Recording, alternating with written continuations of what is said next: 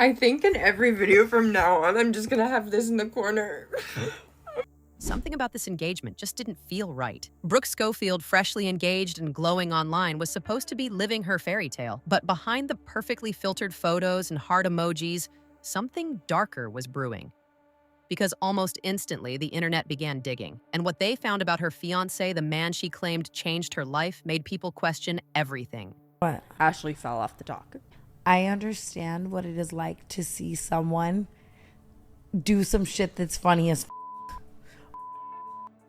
when they have not necessarily been so nice to you.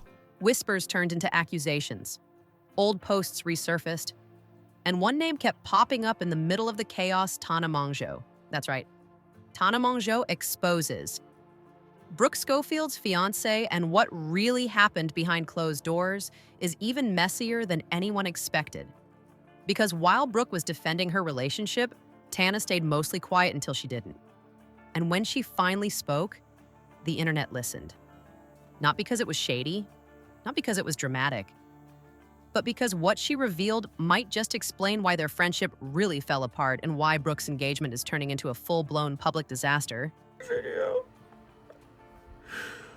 Because I'm genuinely so happy. This is the best thing that's ever happened to me. At first glance, it looked like a dream. Brooke Schofield, known for her chaotic humor and podcast moments, had officially said yes.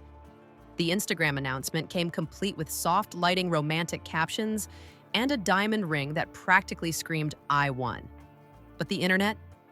It wasn't celebrating, because behind every congratulatory comment were thousands of others asking one simple question: who exactly is this man, and why does this feel so wrong? His name, Miles Canton. But online he goes by Miles McFly, a name that immediately raised some eyebrows.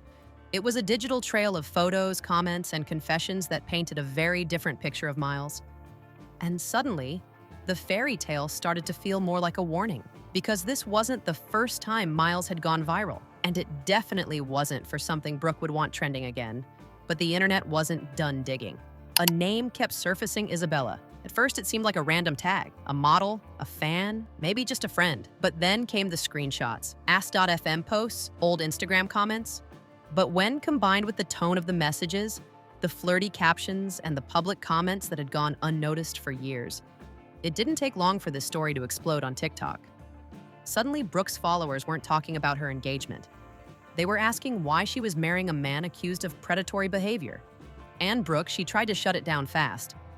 In a TikTok of her own, she claimed the Ask.fm posts were fake, that these weren't real conversations, that fans had created fake accounts and cosplayed as her friend group, making it look like something it wasn't. She said Miles and Isabella were just friends, nothing more. But here's the problem. Even if that story were true, the photos, the timing, and the tone didn't lie. People weren't just speculating.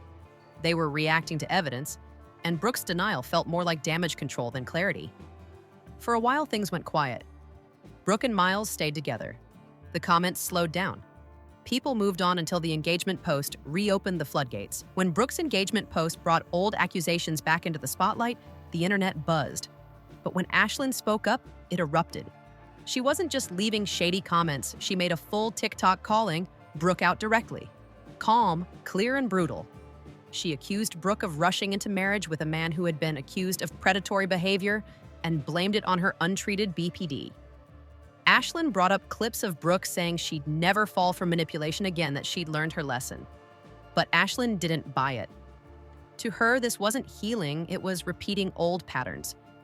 She called it textbook love bombing, saying Brooke was ignoring red flags to stay in a fantasy.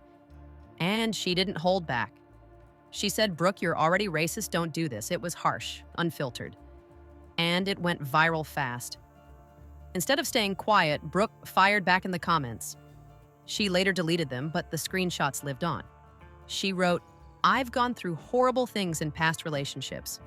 I shared those experiences to help others not to be mocked. I just got engaged to someone I've lived with for a year. He's never even raised his voice at me. You don't know my relationship. You don't even know where your eyebrows are." And just like that, the serious conversation turned into a personal roast. But if Brooke thought she won the argument, she was wrong, because Ashlyn's clapback would take things even further. Ashlyn didn't hold back. She stitched Brooke's deleted comment and responded with sharp humor. "If you're coming for my bangs, I clearly struck a nerve." She went further saying, Brooke should be more concerned about her racist past and her fiancé than about a stranger's eyebrows.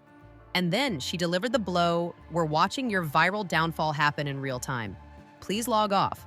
Brooke responded again and deleted it again, saying, "You actually can't talk about me with bangs like that?" At this point, it was no longer a conversation. It was full-blown pettiness. Bald fiancé jokes. Bangs, eyebrows. The internet couldn't look away. But this wasn't the quirky Brooke fans knew. She was defensive, mean, unhinged. And when she tried to recover by posting a baby photo of herself with bangs, captioned, "Bangs are beautiful," it didn't land. Comments were turned off, and the gesture felt more like damage control than humor. Ashlyn, on the other hand, posted a calm explanation. She said she wasn't attacking Brooke out of hate, she was trying to go viral pay bills and express concern from someone who also has BPD. "I've defended the wrong men too," she said. "But at some point, you have to wake up." The audience started to shift. Brooke looked like she was spiraling. Ashlyn looked grounded, honest, and real. And just like that public sympathy flipped sides, Ashlyn didn't hold back. She stitched Brooke's deleted comment and responded with sharp humor. "If you're coming for my bangs, I clearly struck a nerve." She went further saying, Brooke should be more concerned about her racist past and her fiancé than about a stranger's eyebrows. Ashlyn didn't let it slide. She brought it up clearly, not as a petty jab, but as a reason she believed Brooke's growth was performative. Old tweets, videos, and stories resurfaced, revealing a version of Brooke that didn't match the filtered, podcast-ready version fans had gotten used to. There were tone-deaf jokes, problematic language, and when called out, Brooke hadn't taken full accountability, often deflecting or ignoring it. Now, with her name trending again, people weren't just judging Miles. They were revisiting her history. And once again, Brooke had a choice: face it directly or deflect. She chose to deflect again, and it didn't go over well. Through all the chaos, the engagement, the backlash, the fights, the flirting, one name kept quietly floating to the surface. Tana Mongeau. She hadn't said much. She wasn't subtweeting. She wasn't making TikToks. But the silence. That was the loudest part, because people started asking, where was she in all of this? Tana and Brooke were once inseparable. They weren't just podcast co-hosts, they were best friends, laughing, crying, touring, partying, oversharing. They built a brand on being unfiltered together. And now, at what should have been Brooke's biggest life moment, Tana was nowhere to be found. No comment, no congratulations post, not even a proud of you DM. And that's when the theories started. Some fans believed Tana knew something, that long before the internet caught on, Tana had already started pulling away not just from Brooke, but from the relationship. They pointed to subtle clues. The way Brooke talked about Miles on the podcast while Tana sat silently, the awkward body language, the fake laughs, the episodes where the chemistry felt off. Others believe something even messier happened, that Miles may have crossed a line. Brooke wanted this to be her fairy tale, the proposal, the ring, the Instagram announcement. But instead, she found herself at the center of a viral disaster. What started as a moment of love turned into a public investigation. Accusations, old receipts, comments spiraling out of control, and a friendship that once seemed solid quietly crumbled behind the scenes. Ashlyn's videos struck a nerve, not just because they were blunt, but because they echoed what so many people were already thinking, that something about this relationship didn't sit right, that Brooke was ignoring red flags, and that Tana's silence spoke volumes. Brooke defended herself, fought back, threw insults, tried to shift the narrative.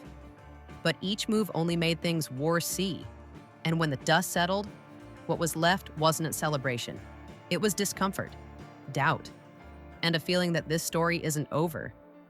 Because fairy tales don't usually end in comment sections, but this one might.